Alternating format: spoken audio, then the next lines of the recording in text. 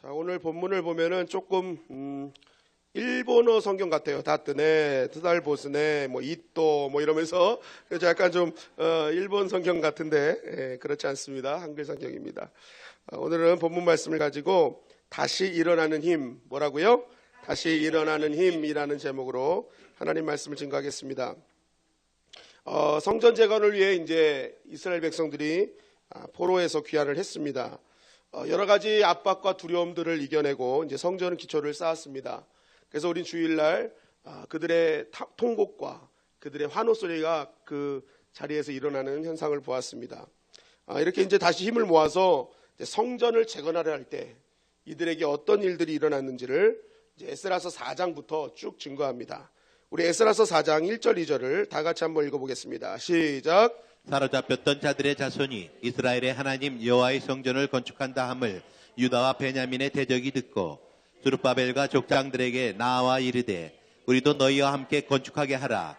우리도 너희같이 너희 하나님을 찾노라. 아스루 왕 에살핫돈이 우리를 이리로 오게 한 날부터 우리가 하나님께 제사를 드리노라 하니. 자, 이제 성전을 재건하려 하고 딱 모였는데 그때 주변에 있었던 유다와 베냐민의 대적이 듣고 하고 있습니다. 이제 성전 건축을 한다, 재건한다 얘기를 듣고, 근데 그 들은 자들이 누구예요? 대적이었다. 대적이었다. 이 대적들이 와서 뭐라고 합니까? 2절 말씀에 우리도 함께 성전을 건축하길 원한다. 함께 하자라고 이야기를 합니다. 이 대적이 누구냐 봤더니 2절 하반절에 보니까 아스루 왕 에살핫돈이 우리를 이리로 오게 한 날부터 우리가 하나님께 제사를 드리노라 라는 이 말을 통해서 유추한 결과는 사마리아인들이었다. 이 아수르가 혼혈 정책을 폈잖아요. 그래서 그 침략한 다음에 이방인들을 이주시켜 놓고 유대인들과 이제 결혼을 시켜서 혼혈 정책했다. 그래서 이제 아수르 에살핫돈이 이제 와서 이제 혼혈 정책으로 유대인과 피가 섞이게 하고, 그러니까 이제 하나님께 제사 드렸는데 이 하나님께 드린 제사는 일반 우상들과 동일한 신의 입장으로 드렸던 사마리아인들은 그렇게 하나님을 섬겼습니다. 그러니까 이제 이런 사마리아인들은 맞는 말이긴 하지만 그들은 이제 하나님을 온전히 섬기는 것은 아니었습니다. 어쨌든 이러한 요구가 온 겁니다. 너희들 같이 성전 짓자. 그랬더니 이 스룹바벨과 예수아가 뭐라고 합니까? 무엇이라고 합니까? 오늘 3절 말씀에 이들의 부탁을 단칼에 거절합니다. 안 된다. 우리는 너희와 함께 할 수 없다. 라고 얘기하는 것입니다. 왜 그랬을까요?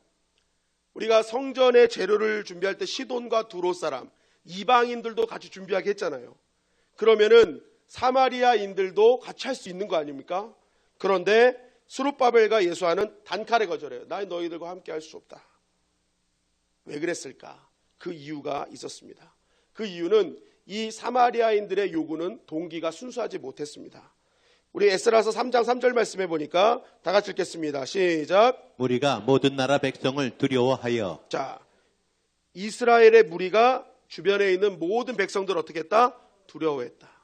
이 엄청난 그런 압박을 가하고 있었다라는 것이죠. 그러니까 이 이스라엘의 주변에 거의 모든 민족들이 이스라엘이 들어온 것도 심기가 불편한데 거기다가 성전 쌓고 하나님을 다시 한번 믿고 나아간다는 이 말이 엄청난 불안으로 작용한 것입니다. 왜냐하면 이전에 자신의 조상들 때 이스라엘이 하나님을 섬길 때 어떻게 하나님이 그들을 도우셨는지를 정확하게 알고 있었기 때문에 절대로 이들은 하나님을 섬겨서는 안 된다. 성전을 지으면 안 된다라는 어떤 그러한 생각이 있었습니다. 그러니까 그들이 계속 압박을 한 것입니다. 압박. 그런데 그들 중에 한 명이 바로 사마리아인들이었습니다. 그러나 이 스룹바벨가 그것을 알고 너희는 안 된다. 너희들이랑 함께 하지 않을 거다라고 딱 거절을 하니까 그때부터 이들의 본색을 드러냅니다. 우리 4장 4절 말씀 다 같이 읽겠습니다. 시작. 이로부터 그 땅 백성이 유다 백성의 손을 약하게 하여 그 건축을 방해하되. 자, 이 말이 끝나자마자 어떻게 하는 거예요? 그 손을 약하게 했다. 이거는 원문에 보면 사기를 떨어뜨렸다라는 거예요.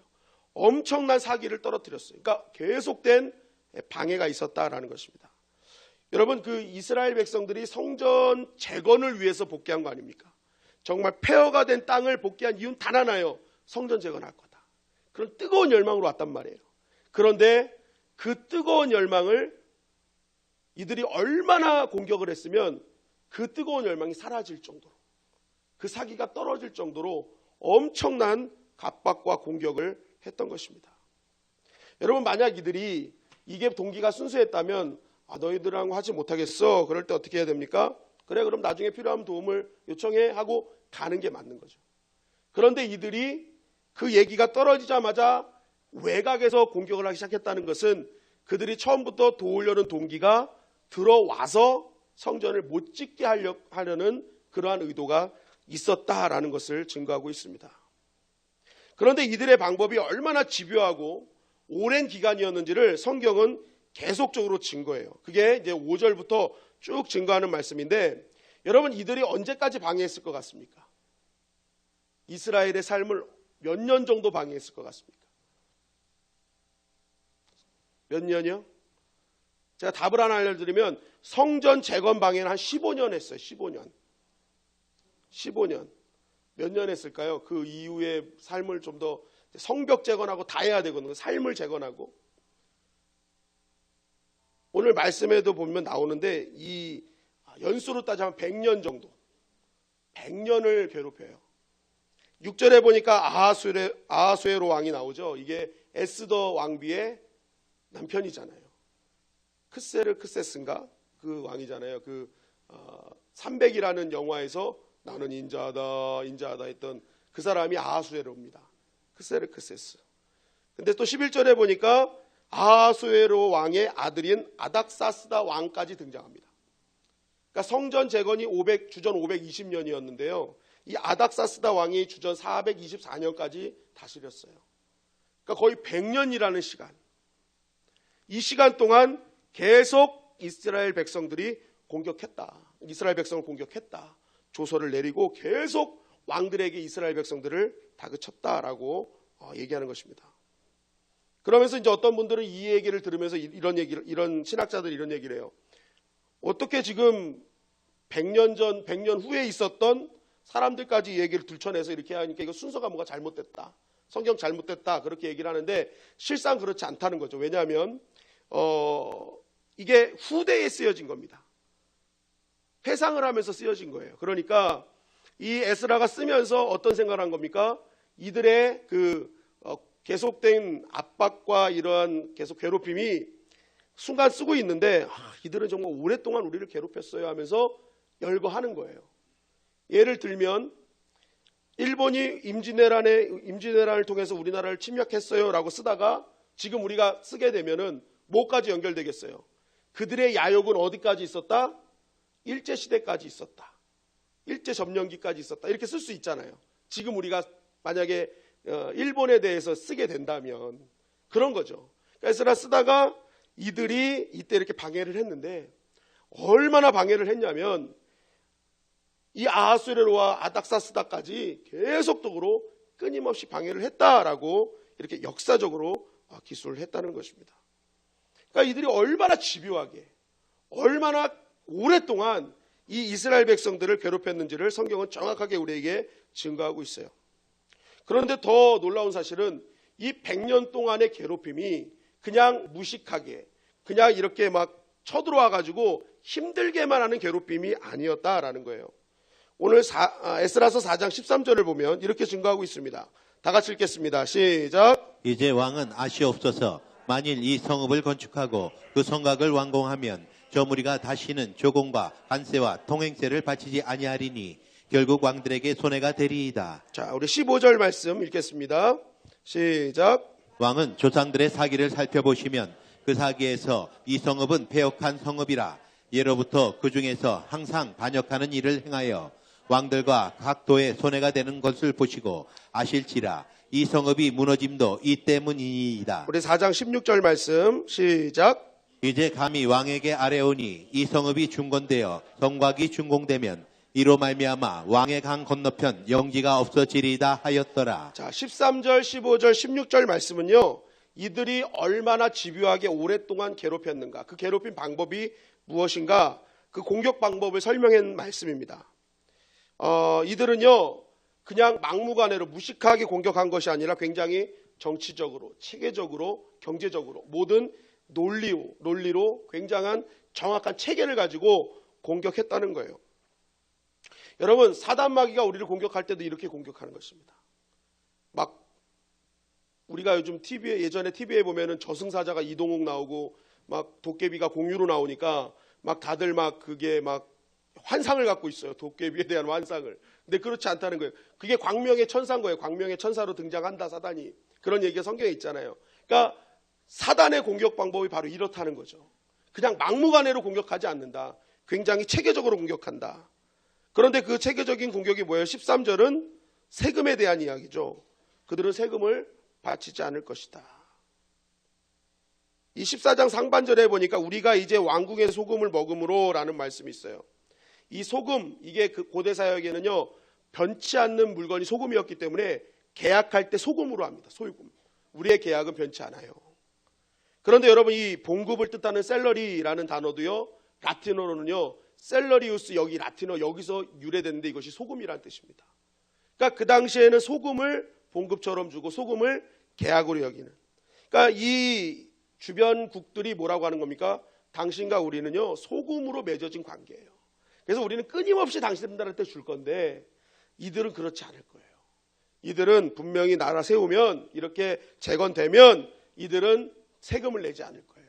당신들과 언약을 파기할 거예요. 그래서 결국 손해를 끼치게 될 것입니다 라고 얘기를 하는 거예요.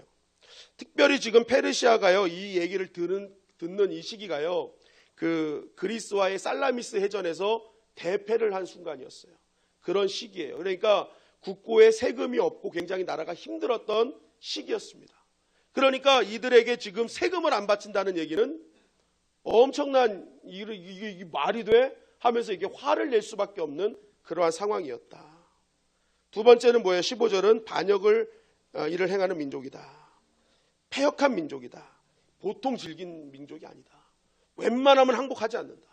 그러니까 예전에 역사를 보면은 히스기야 왕이라든지 몇몇 왕들이 끝까지 애워싸도 하나님 믿고 항전하는, 그러니까 어마어마한 질긴 민족이다라고 얘기를 하는 거예요.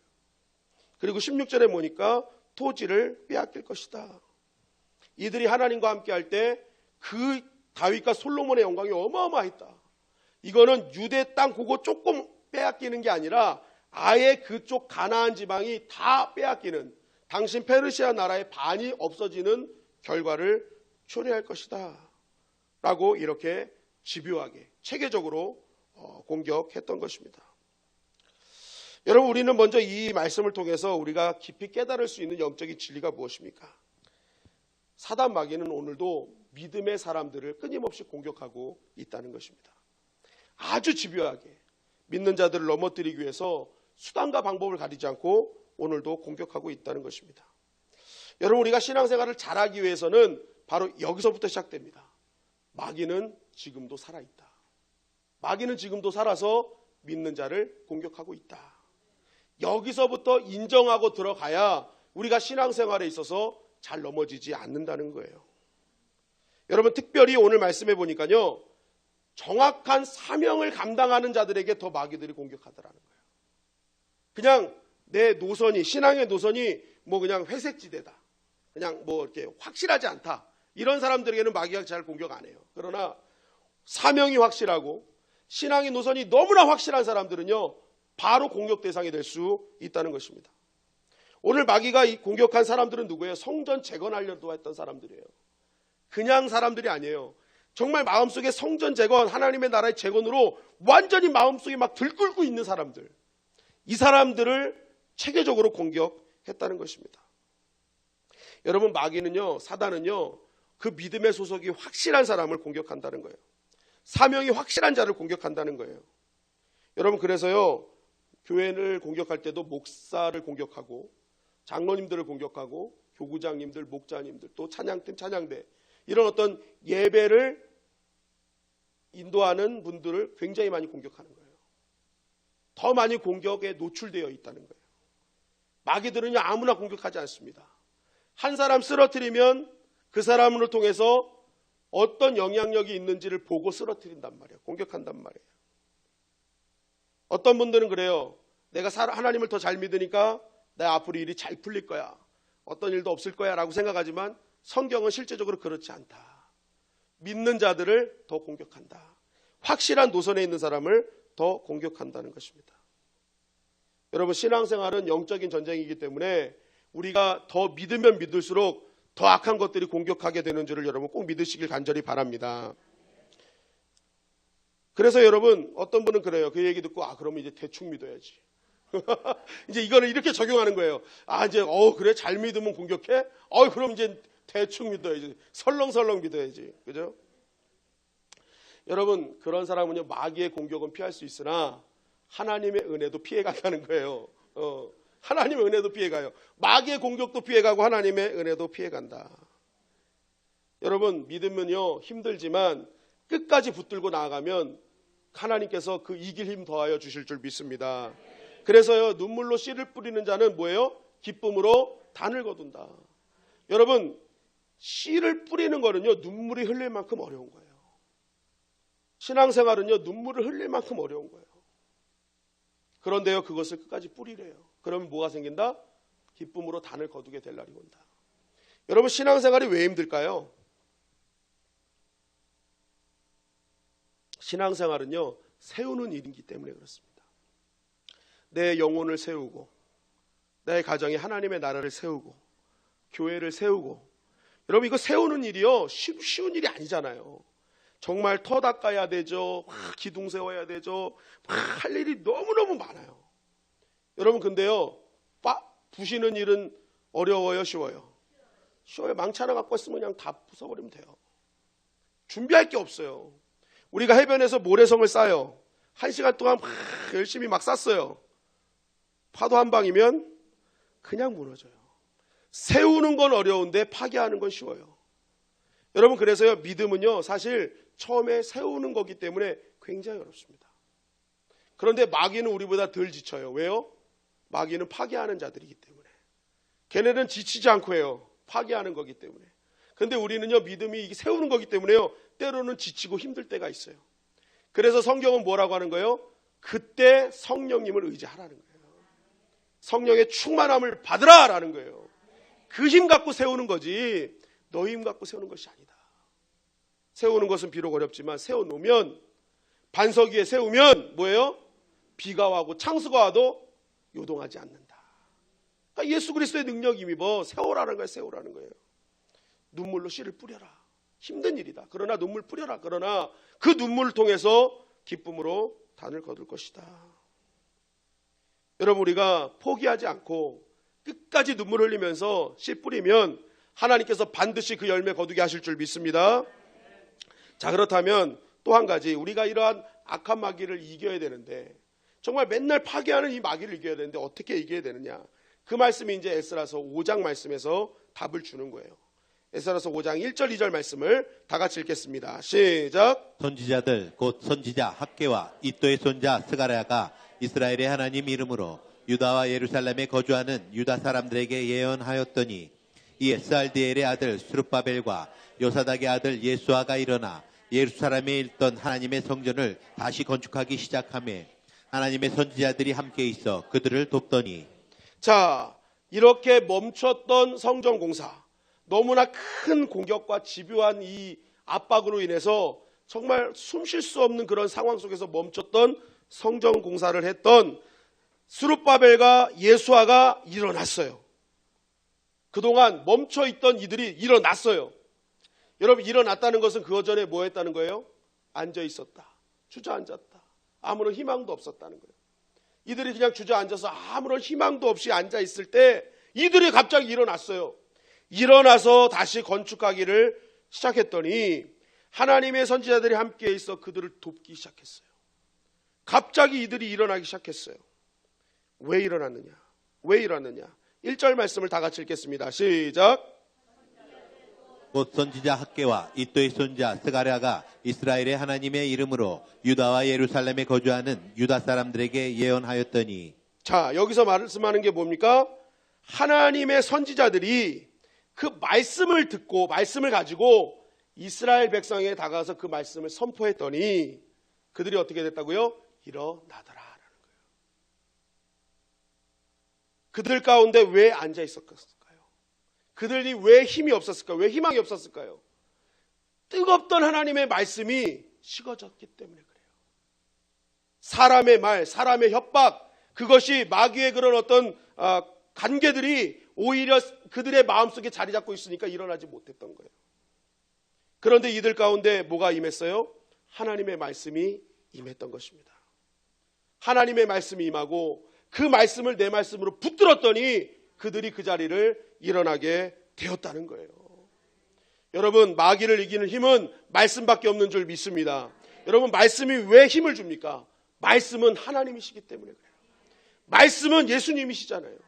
그렇기 때문에 우리가 말씀을 붙잡는 것은 하나님을 붙잡는 거예요. 우리의 인간의 무능함이 하나님의 전능함과 연결되는 순간이란 말이에요. 그러니까 그동안 사람의 말, 세상의 말, 사단의 계계 앞에, 악인의 꾀 앞에 넘어져 있던 이 이스라엘 백성들이 살아계신 하나님의 말씀이 그대로 임하면서 그들 마음이 꺼져 있던 하나님의 말씀에 불이 붙으니까 그 자리를 박차고 일어나더라는 거예요. 그러면서 이 하나님의 말씀이 일어나니까 이들이 어떻게 사명을 감당하기 시작하는지를 3절 5절 말씀이 이렇게 증거합니다. 우리 3절 5절 말씀 다 같이 읽겠습니다. 시작. 그때 유브라데 강 건너편 총독 다트네와 스달보스네와 그들의 동관들이 다 나와 그들에게 이르되 누가 너희에게 명령하여 이 성전을 건축하고 이 성곽을 마치게 하였느냐 하기로 우리가 이 건축하는 자의 이름을 아뢰었으나 하나님이 유다 장로들을 돌보셨으므로 그들이 능히 공사를 막지 못하고 이 일을 다리오에게 아뢰고 그 답장이 오기를 기다렸더라. 자, 이 다트네, 스달보스네, 막 일본 사람들 같은 이 사람들이 나타난 거예요. 그러니까 왜 나타났느냐? 이 공사를 다시 시작한 거예요. 그동안 주저앉아가지고 아무것도 하지 않았던, 숨어서 진짜 정말 막 덜덜덜 두려움에 떨었던 이 사람들이 어느새 일어나서 공사를 다시 하고 있는 거예요. 이놈들 봐라. 누구 명령으로 공사를 해? 해가지고 이제 나타난 거예요. 그러면서 또 협박하는 거예요. 야, 너희들 누가 이거 성전 지으라고 했어? 누가 성전 지으라고 했어? 이름 대나? 이름 대? 딱 한 거예요. 여러분, 이 세상에서 제일 무서운 게 이름 대라는 거잖아요. 이름 대. 이거 누가 했어? 이름 대. 학교에서 이거 누가 했어? 누가 지각했어? 뭐 이런 거, 그죠? 제가 고1 때요. 이게 참 부끄러운 고백인데 정말 주님 만나기 전에 정말 제가 어머니 새벽 기도 나오실 때 저는 집에 들어가고 막 그랬거든요. 그러니까 제가 막 방황을 많이 했어요. 방황을 많이 했는데 밤에도 이제 이렇게 다 친구들이랑 몰려서 이렇게 돌아다니다 보면 그때 당시 그 형사 기동대차가 이렇게 봉고차가 서 있었어요. 그러면 거기서 형사들 2명이 탁 내립니다. 그러면서 우리를 끌고 들어가요. 글로 딱 들어가서 너 이름 뭐야? 딱 그럽니다. 그러면요 그때는 하늘이 무너지는 것 같아요. 너 이름 뭐야? 아무 잘못한 것도 없어요. 그냥 얼굴 하나 좀 그렇다는 것뿐인데 내가 뭐 잘못한 것도 없어요. 그냥 얼굴이 조금 그냥 밤에 보기 좀 그렇다 뭐 이런 정도였는데 그걸 잡아가지고 너 이름 뭐야? 딱 그러는데 야 내가 뭘 잘못하지도 않았는데 너 이름 뭐야? 하니까 이게 심장이 덜컥 내려앉아요. 덜컥 내려앉아요. 혹시라도 뭐예요? 불이익 당할까 봐. 이거 이름 잘못 얘기하면 이거 어떻게 되는 거 아니야? 막 이런 어떤 불안함이 있잖아요. 그런데 오늘 이 사람들이요 나타나서 바로 그걸 유도한 거예요. 너 누가 이거 하라 그랬어? 이름 대. 내가 다 보고할 거야. 이런 거죠. 그래서 걸리면 어떻게 하겠다는 거예요? 왕한테 가서 왕한테 걸리면 너희들 다 끝났어. 라고 이들이 어떻게 하는 거예요? 협박을 했던 것입니다. 엄청난 협박을 했던 거예요. 그런데 이들이 딱 협박을 하는데도 어떡합니까? 그 협박에 대해서 어떻게 해요? 우리가 이 건축하는 자의 이름을 아뢰었다. 다 줬다는 거예요. 그래 가져가. 이름까지 가져가. 우리 계속 할 거야. 이름이 뭐고 그런 거 필요 없어. 하면서 이름 다 적어줬다는 거예요. 그래 내가 그랬어. 네가 그랬어. 얘가 그랬어. 다 그냥 줘버렸다는 거예요. 그동안에 이렇게 얘기하면 벌벌 떨었을 이 이스라엘 사람들이 갑자기 뭐예요? 이름 다 적어내서 가져가. 이제 나 그런 거 무섭지 않아. 가져가. 여러분 하나님의 말씀이 임하고 그 안에 식어졌던 하나님의 능력이 임하니까 세상의 주변이 두려워지지 않더라는 것입니다. 여러분 그리고 나서 어떤 일이 벌어집니까? 이름 다 됐어요. 그랬더니 5장 말씀해 보니까 이러한 두려움이 떠나가고 하나님 말씀을 붙드니까 하나님이 유다 장로들을 돌보셨으므로 그들이 능히 공사를 막지 못했다. 여기서 하나님이 유다 장로들 돌보셨다라는 원어에 보면 하나님의 눈길로 지켜주셨다는 거예요. 막힐 것만 같았어요. 이거 잘못되는 거 아니야? 막 이런 두려움이 있을 때는 어떻게 할 줄 몰랐어요. 그러나 아니야. 이름까지 거 줘. 뭐 불이익 당해도 괜찮아. 그러나 하나님의 일은 돼야 돼. 이런 담대함을 하니까요. 그 믿음을 보시고 하나님이 어떻게 하셨다는 거예요? 하나님의 눈길로 지켜주셨다는 거예요. 그들이 어떻게 할 수가 없었다는 거예요. 이것들 봐라. 갑자기 이게 무슨 일이야? 하고 오히려 당황하는 상대편이 더 당황하는 일들이 벌어졌다는 것입니다. 그래가지고 이들이 어떻게 합니까? 야, 이걸로 이들이 이렇게 하면 안 되겠다. 이들에게 정말 뜨거운 맛을 보여줘야지 하고 왕에게 조서를 보내요. 그 왕에게 다리오 왕에게 조서를 보내는 게 어떤 거였냐면 이제 이스라엘 백성들이 얘기한 겁니다. 우리가 왜 이 성전 건축을 재건하느냐? 그거 잘 들어봐라. 우리가 원래 이제 이스라엘의 큰 왕이 이 성전을 지었다라고 얘기하는데 이제 이름은 나오질 않아요. 근데 하여튼 큰 왕이라고 하는데 아마 이렇게 정도 얘기하면은 뭐 솔로몬 왕인지 다윗 왕인지 막 이렇게 서로 이렇게 알아들을 수 있는 그런 상황이었겠죠.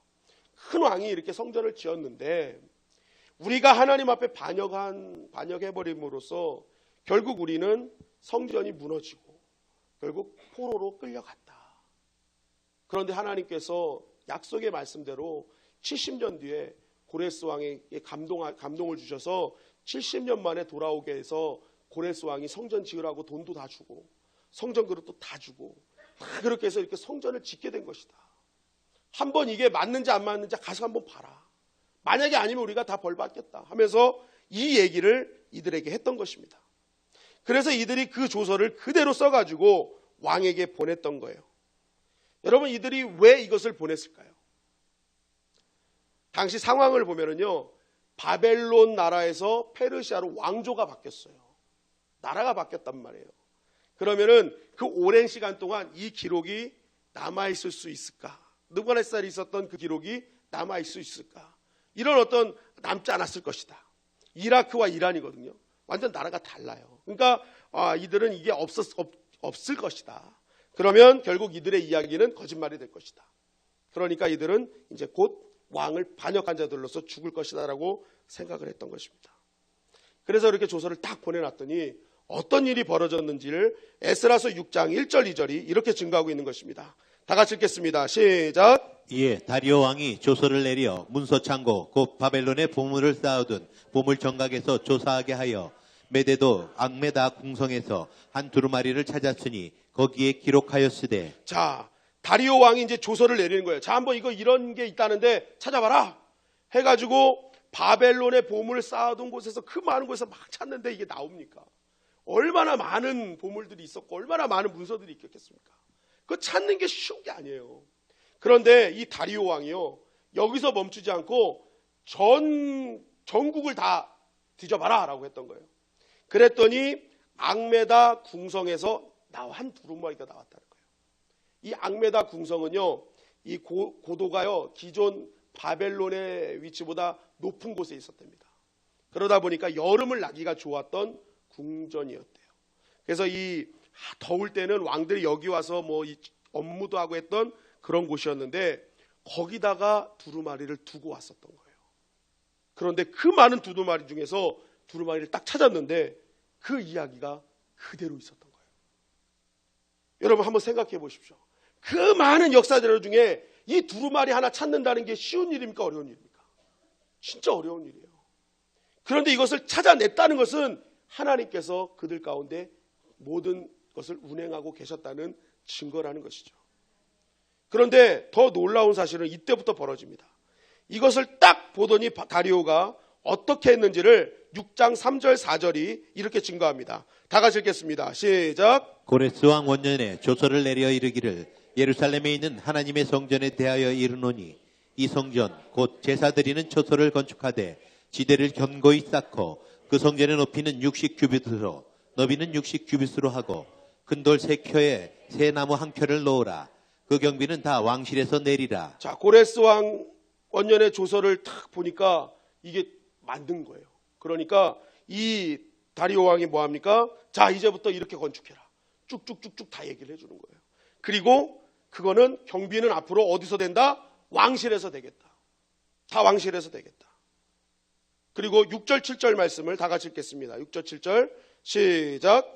이제 유브라데 강 건너편 총독 다뜨네와 스달보스네와 너희 동간 유브라데 강 건너편 아바삭 사람들은 그곳을 멀리하여 하나님의 성전 공사를 막지 말고 유다 총독과 장로들이 하나님의 이 성전을 제자리에 건축하게 하라. 자, 그 조서를 올렸던 총독 다뜨네와 스달보스네 그리고 많은 사람들, 방해하는 사람들에게 명령하는 거예요.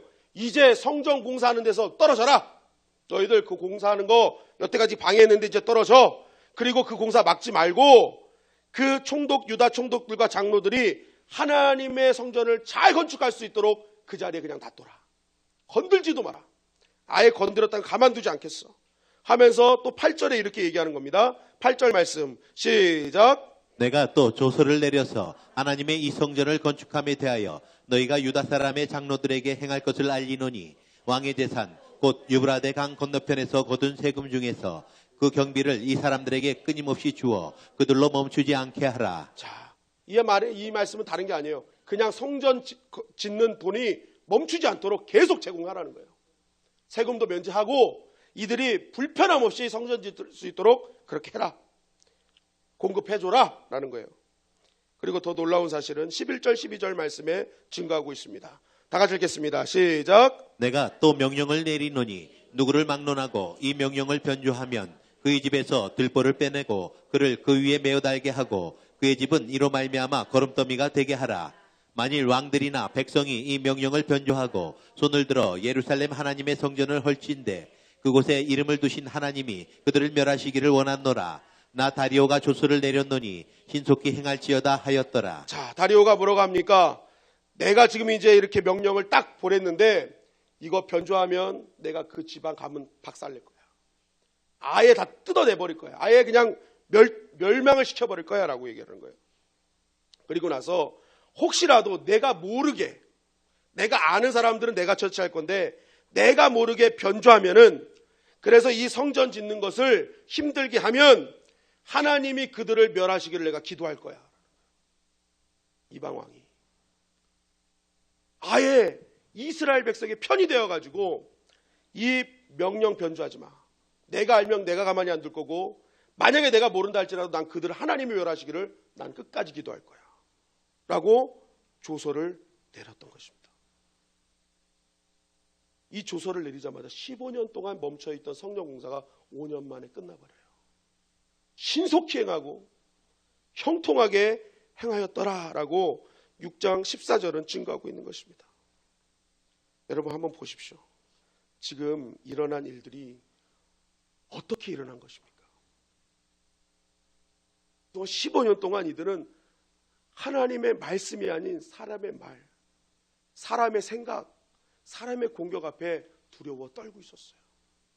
하나님의 백성인데, 하나님이 부르셨는데, 하나님께서 역사하신다는데 그 말씀 안 믿고 끝까지 사람의 말로 두려워하고 떨고 있고 염려하고 있으니까 아무것도 안 되더라는 거예요. 그런데 이들이 하나님의 선지자를 통해서 하나님의 말씀이 선포되고 그 말씀 딱 붙잡으니까 그때부터 어떤 일이 벌어지는 거예요? 하나님의 역사가 물 흐르듯이 진행되기 시작하더라는 거예요. 자신들은 아무것도 하지 않았어요. 그냥 말씀 하나 붙잡은 거였어요. 그러나 그 말씀 하나 붙잡은 믿음 보시고 하나님은 보이지 않는 곳에서 하나님의 일들을 감당하고 계시더라는 거예요. 우리가 믿음을 지킬 수 있도록, 그 사명 끝까지 감당할 수 있도록 하나님께서 모든 것을 총동을 하셔가지고 다 움직여 놓으시다는 것입니다. 여러분, 결국 이 말씀을 통해서 오늘 우리에게 주시는 하나님의 메시지는 무엇입니까? 아무리 악한 사단이 위협적이고 체계적으로 공격할지라도 하나님 말씀 앞에는 감당할 수 없다는 것입니다. 어떠한 환경도 어떠한 상황도 하나님 말씀 붙드는 자에게 하나님은 그 모든 것을 이길 수 있는 넉넉한 은혜를 베풀어 주신다는 것입니다. 우리가 내 계산대로 생각하니까, 내 생각대로만 보니까 이건 안 될 것 같아. 그러면서 내 생각대로 살아가는 거예요. 악인의 꾀가 있는데 내 꾀 갖고 어떻게든지 악인의 꾀를 이겨보려고 하는 거예요. 여러분, 악인의 꾀는요, 사람의 꾀로 이길 수 있는 것이 아닙니다. 사단의 궤계는요, 사람의 꾀로 이길 수 있는 게 아니에요. 오직 하나님의 말씀으로만 이기게 되는 것입니다. 오늘 그것을 말하고 있는 거예요. 여러분, 내 생각이 정말 다 맞습니까? 내 계산이 다 맞아요? 여러분, 느부갓네살이 성전을 무너뜨리기 전에 성전 그릇 다 갖고 갔잖아요. 바벨론 창고에 다 집어넣었잖아요. 여러분, 우리가 그때 볼 때, 야, 이거 좀 어리석게 다 뺏기냐? 여러분, 만약에 느부갓네살이 그릇을 안 갖고 갔다고 생각해 보세요. 그러면은 성전 무너지면서 그거 다 망가졌을 거예요. 다 없어졌을 거예요. 아니면 사람들이 곳곳에서 들어와 가지고 뿔뿔이 이놈 저놈이 다 갖고 갔을 거예요. 그런데요, 느부갓네살이 다 갖고 와서 바벨론 성전에 넣어 놓으니까 나중에 고레스가 칙령 발표하면서 어떻게 해요? 성전에 있는 그릇 다시 다 주잖아요. 만약에 그 느부갓네살이 그거 안 갖다 놨으면은 그 금그릇 은그릇 녹그릇 다시 다 만들어냈어요. 그 얼마나 돈이 들어갔겠습니까? 그런데요, 그냥 그대로 넣어놨다가 그대로 하나님이 가져가게 하셨다니까요. 여러분, 우리가 인간의 생각으로 이거 할 수 있어요? 그 인간의 생각을 빼앗긴 거예요. 어떻게 이럴 수가 있는가? 그런데 하나님의 생각은 달랐어요. 잠깐 바벨론에 맡겨놓자. 그리고 때가 되면 다시 주겠다. 이게 하나님의 계산이에요. 우리는 계산할 수 없는 거예요, 이거는. 그런데 하나님은 이미 다 계산해놓고 하나님의 방법대로 모든 것을 운행하고 계셨다는 것입니다. 그럼 결국 믿음이라는 것은 모든 상황을 내 계산 안에 놓고 내 꾀로 살아가는 것이 아니라 하나님의 성령의 지혜로 살아가는 것입니다. 말씀의 지혜로 살아가는 거예요. 여러 가지 어렵고 환경이 힘들 때 다시 한번 이 상황에서 말씀 붙들어야지. 하나님은 도대체 이것을 어떻게 헤쳐나가길 원하시는가?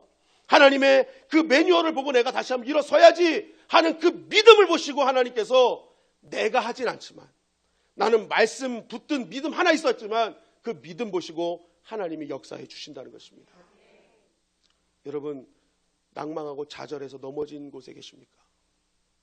다시 한번 오늘 선포되는 하나님의 말씀 붙드시는 우리 모두가 되기를 주님의 이름으로 간절히 축원합니다.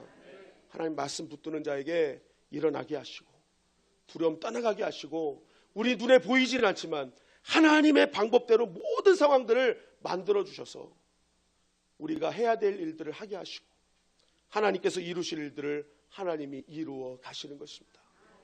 우리가 해야 될 일은 내가 무엇을 이룬다는 것이 아니라 오늘도 여전히 끊임없이 그 낭만과 절망의 자리에 다시 한번 주님 바라보는 것입니다. 하나님 말씀 붙드는 거예요. 그러면요, 하나님이 그 믿음 보시고 역사해 주시는 것입니다. 여러분, 이제 여러 가지 어려운 일이 있을 때 이곳저곳 쳐다보면서 사람의 힘 빌리려 하지 마시고 다시 한번 엎드려서 하나님 말씀 붙드는 저와 여러분들이 되시기를 간절히 바랍니다. 여러분, 여러분들의 사명의 길이 명확하면 분명히 사단이 역사해요. 그러나 더 크신 하나님께서 우리를 보호하시고 지켜주실 줄 믿습니다. 그걸 믿고 가는 거예요. 그걸 믿고 가는 거예요. 여러분, 오늘 이스라엘 백성들이 하나님 말씀 선포할 때 그 말씀 붙들고 일어섰다는 이 귀한 말씀이 오늘 저와 여러분들을 살리는 생명의 말씀인 줄 믿습니다. 다시 한번 이 말씀 붙들고 일어나서 맡겨진 귀한 사명 감당하는 저와 여러분들 되시기를 주님의 이름으로 간절히 축원합니다.